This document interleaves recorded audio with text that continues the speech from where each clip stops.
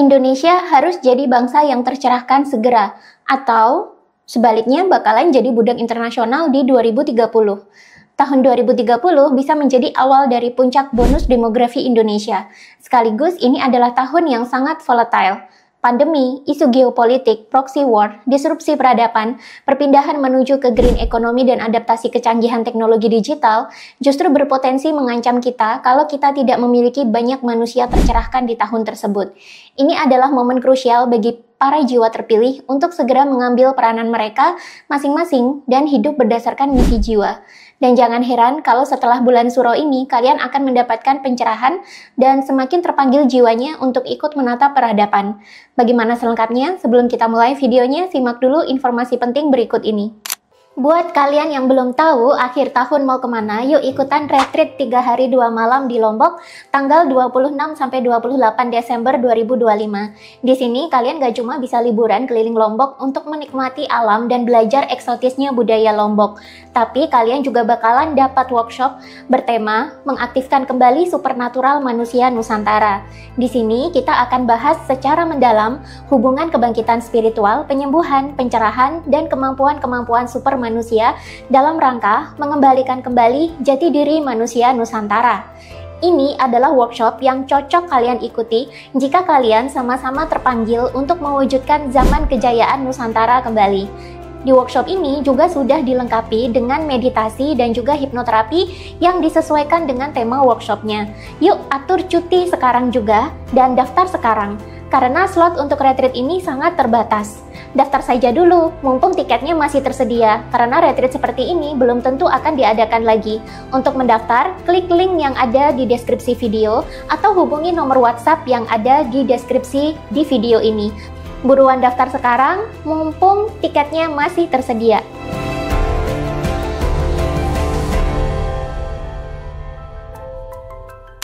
Selepas bulan Suro ini, jangan kaget kalau jumlah orang-orang yang tercerahkan di Indonesia bisa semakin banyak. Karena memang negara ini perlu lebih banyak lagi orang-orang yang tercerahkan, yang sudah memiliki kesadaran yang tinggi, yang kalau dalam skala kesadaran Hawkins ini sudah mulai memasuki level-level kesadaran di ranah spiritual paradigma, yang merupakan representasi dari kesadaran 5D. Ini adalah level kesadaran yang berisi orang-orang bijak dengan kecerdasan otak yang sudah melampaui banyak dimensi dan memiliki energi yang begitu besar, bahkan cukup besar untuk merubah suatu peradaban. Kita bakalan bisa mengulangi apa yang terjadi pada leluhur kita dulu, di mana ada suatu masa di Pulau Jawa itu justru ada banyak sekali orang-orang yang tercerahkan. Bahkan saking tercerahkannya mereka memiliki kualitas seperti nabi-nabi dalam agama-agama. Mereka senantiasa terkoneksi dengan alam semesta dan mampu menangkap ilmu-ilmu dan pengetahuan atau wahyu langsung dari entitas yang kita sebut sebagai makhluk cahaya, energi semesta, atau Tuhan sekaligus. Dalam konteks menuju Indonesia Emas 2045, memang diperlukan perubahan radikal secara kesadaran. Dan orang-orang yang sudah berada di level spiritual paradigma, mereka punya kemampuan alami untuk mendisrupsi peradaban dan mengangkat level kesadaran orang-orang lain juga. Dan ini bagus untuk mengatasi puncak bonus demografi Indonesia yang kalau tidak ditangani dengan kesadaran yang tinggi justru bisa berubah jadi bencana. Tapi bila ditangani oleh orang-orang yang tepat dan berkesadaran, justru ini bisa menjadi potensi bagus untuk membawa Indonesia menuju ke zaman keemasannya di 2045 mendatang. Bagaimana bisa demikian? Inilah penjelasannya.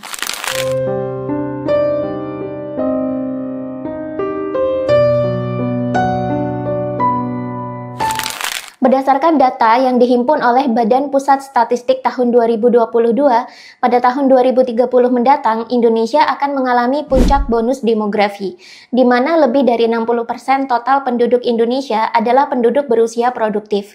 Ini adalah rentang usia di kisaran 14-64 tahun. Ini adalah usia-usia sangat produktif, yang mana di usia ini manusia bisa menghasilkan atau memproduksi sesuatu, entah barang atau jasa. Sisanya yakni penduduk dengan rentang usia 0-13 tahun dan usia 65 tahun ke atas akan bergantung dari produktivitas yang dihasilkan oleh usia 14-64 tahun ini. Karena mereka produktif, maka ekonomi negara bisa ditopang dengan pajak serta penghasilan negara lainnya yang bisa didongkrak dan digunakan lagi untuk memenuhi kebutuhan negara yang lain. Seperti contohnya untuk pembiayaan infrastruktur, jaminan kesehatan, dan jaminan tempat tinggal bagi penduduk yang sudah pensiun. Seperti di negara-negara maju lain, penduduk usia pensiun justru dijamin negara secara kesehatan dan tempat tinggal. Jadi mereka nggak perlu lagi merepotkan anak-anak dan cucu mereka di usia produktif. Tidak ada yang namanya sandwich generation.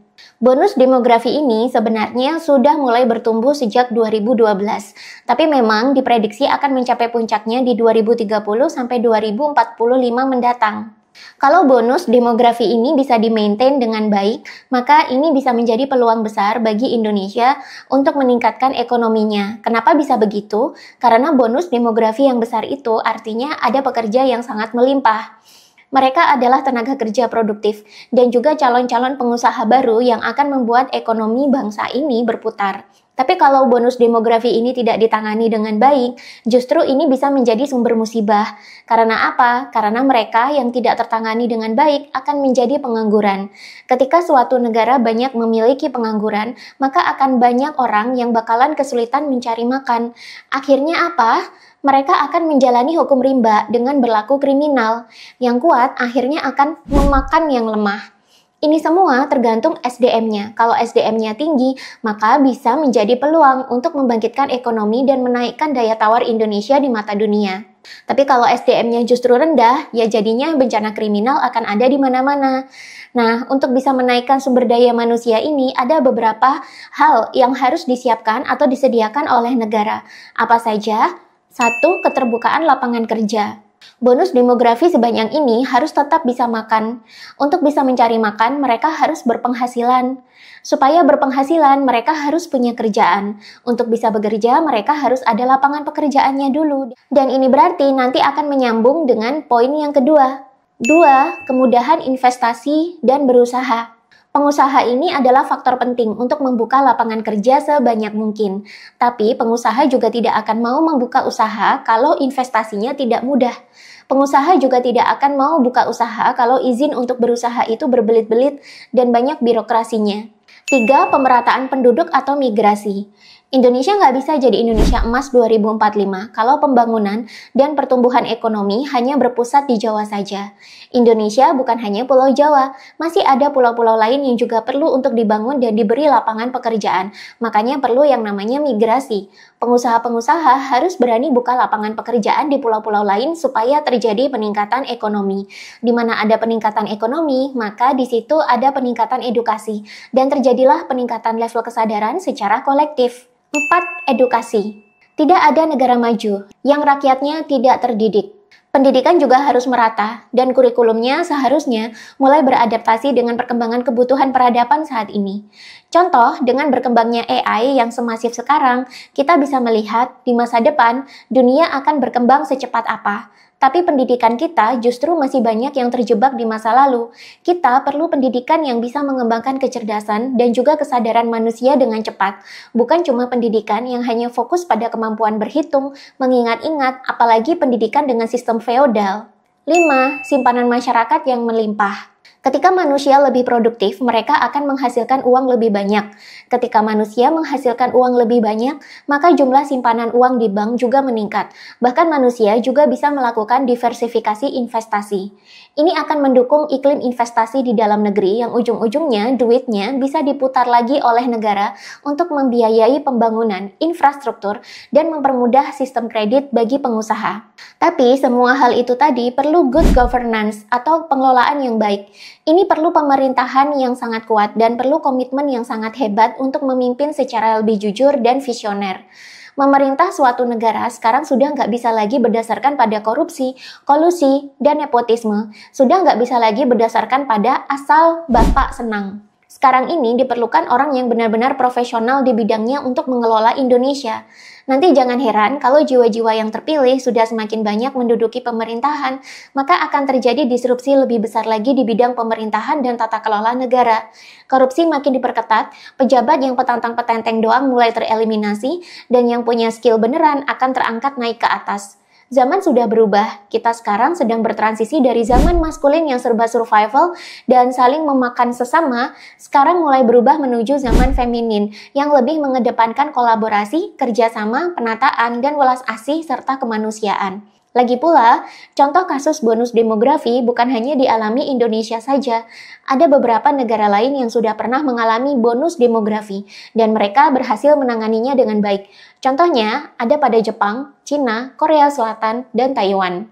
Secara level kesadaran kolektif, kebanyakan penduduk negara ini bergetar di level kesadaran 400 ke atas dalam skala kesadaran Hawkins ini.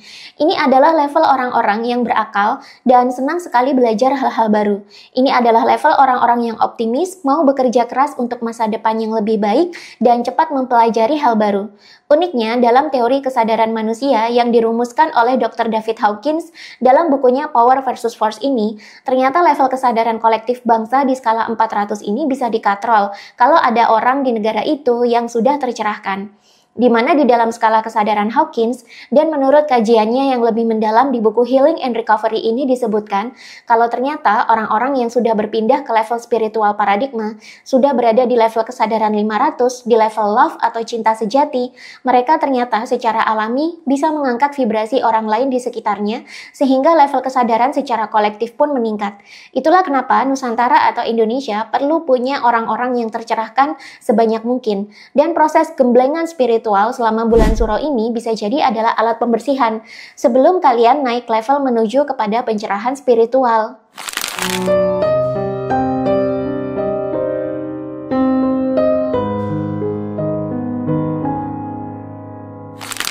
Banyak orang berspekulasi bahwa 2030 akan terjadi yang namanya Great Reset atau riset peradaban besar-besaran. Istilah ini awal mulanya dicetuskan oleh World Economic Forum, sebuah forum yang berisi pemimpin-pemimpin dunia, pengusaha, dan pemilik modal yang mengendalikan 70% kekayaan dan perputaran ekonomi di bumi. Secara teori siklus peradaban dan siklus ekonomi yang banyak dibahas oleh Ray Dalio dalam bukunya Principles for Dealing with the Changing World Order, memang ditemukan analisa bahwa 2030 mendatang itu adalah waktu yang lebih dekat lagi dengan siklus riset peradaban setiap 100 tahunan sekali. Untuk mempertahankan world order atau tatanan dunia yang sedang terjadi, memang biasanya terjadi riset kecil-kecil setiap 10 tahunan sekali, dan 2030 mendatang adalah jangka waktu dekade terakhir yang paling dekat sebelum New World Order atau tatanan dunia baru yang sesungguhnya terjadi. Maka bisa jadi riset peradaban yang sesungguhnya benar-benar dimulai di 2030 mendatang. Sebelum riset peradaban sungguhan terjadi, jangan heran kalau dunia menjadi semakin tidak pasti. Kebijakan ekonomi menjadi semakin tidak pasti. Pertumbuhan produk domestik bruto juga tidak jelas diprediksi. Bahkan kebijakan pemerintah setiap negara pun bisa menjadi tidak jelas. Dan ini adalah tantangan bagi Indonesia untuk bisa segera berevolusi kesadaran segera atau tidak. Kalau kita mampu berevolusi dengan segera, maka kita bisa mewujudkan zaman emas tersebut dengan meraih kesempatan dalam kesempitan atau menyalip di tikungan. Tapi kalau tidak ada, maka Indonesia hanya akan menjadi budak-budak kapitalisme negara maju saja. Bahkan menjadi budak berikutnya ketika tatanan dunia baru sudah berlangsung. Coba kita lihat beberapa tahun belakangan setelah COVID-19 yang mencapai puncaknya di tahun 2020 kemarin. Pandemi COVID-19 adalah riset ekonomi besar-besaran untuk mengembalikan semua kekayaan di dunia kembali ke tangan elit 1% yang menguasai 99% kekayaan manusia di bumi. Ini adalah riset per 10 tahunan yang lazim terjadi sejak Amerika Serikat menduduki posisi sebagai pemimpin dunia baru. Biasanya setelah riset peradaban per 10 tahunan ada masa-masa damai dan berkembang secara ekonomi setelahnya. Tapi kalau kita lihat sejak 2022 sampai 2025 ini, dunia justru semakin tidak pasti dan konflik geopolitik terus pecah. Tahun 2022, tiba-tiba pecah perang antara Rusia dan Ukraina yang mengguncang tatanan dunia barat. Meskipun Rusia diberi sanksi global, tapi ternyata Rusia tetap bertahan. Tahun 2024, perang Israel dengan Palestina pecah lagi dan semakin memuncak dengan mulai mengarah kepada genosida dan menimbulkan protes besar di banyak negara. Bahkan penduduk-penduduk negara barat yang selama ini pro-Israel pun mulai melakukan protes dan turun ke jalan. Tahun 2025 ini, Donald Trump justru menerapkan tarif resiprokal yang akhirnya membuat negara-negara semakin panik dan ekonomi dunia melemah. Tahun 2025 ini juga kita lihat perang India-Pakistan dan juga perang Israel-Iran pecah. Harga emas melambung naik sebagai tanda bahwa dunia sedang krisis. Ekonomi lesu dan banyak PHK terjadi di mana-mana. Bahkan World Uncertainty Index atau WUI alias Indeks Ketidakpastian Dunia pun menyatakan bahwa 2025 ini adalah tahunnya ketidakpastian dunia, baik dari segi ekonomi maupun keputusan pemerintah negara mencapai puncak ketidakpastian yang tertinggi dalam sejarah. Hampir menyamai apa yang terjadi saat kemarin COVID 2020. Sebagai informasi, Indeks Ketidakpastian Dunia atau World Uncertainty Index atau WUI adalah ukuran ketidakpastian global yang dikembangkan oleh Stanford Institute for Economic Policy Research atau SIEPR. Indeks ini menghitung persentase kemunculan kata tidak pasti dan juga variasinya dalam laporan negara oleh Economist Intelligence Unit. WUI digunakan untuk melacak ketidakpastian di 143 negara secara individual dan juga secara global. Nah, sekarang kalian bisa lihat di grafik WUI yang ini. Ini adalah grafik Indeks Ketidakpastian Kebijakan Politik Dunia atau World Policy Uncertainty Index. Di bulan Januari 2025, justru grafik ketidakpastian WUI malah mencapai puncaknya, melebihi ketidakpastian politik dunia di tahun 2020 yang merupakan pandemi COVID. Kemudian, menurut grafik World Trade Uncertainty Index atau Indeks Ketidakpastian Perdagangan Dunia, grafik di 2025 kembali mengalami peningkatan menuju ke level puncak, sama tingginya seperti yang terjadi pada COVID 2020 yang lalu. Ini artinya, krisis dan ketidakpastian global yang kita alami sekarang sedang mencapai puncak keparahan yang sama seperti saat pandemi 2020 yang lalu. Padahal seharusnya kita ini sudah memasuki masa damai dan masa perkembangan ekonomi lagi. Seharusnya ekonomi dan politik dunia menjadi pasti dan tertata kembali setelah minor reset. Tapi kenapa sekarang malah semakin meningkat ketidakpastiannya? Kalau ketidakpastian ini tidak bisa ditata ulang kembali, maka solusi satu-satunya adalah dunia akan mengalami riset skala besar dan total, lebih besar dibandingkan dengan COVID 2020 kemarin. Dan timelinenya, kalau berdasarkan siklus minor per 10 tahunan, maka ini dimulai di 2030 mendatang. Apalagi sekarang ada perubahan dunia yang sangat besar menuju kepada kecanggihan teknologi. Sekarang kita lihat AI dan robot mulai diperkenalkan di mana-mana dan menjadi teman bagi kita sehari-hari.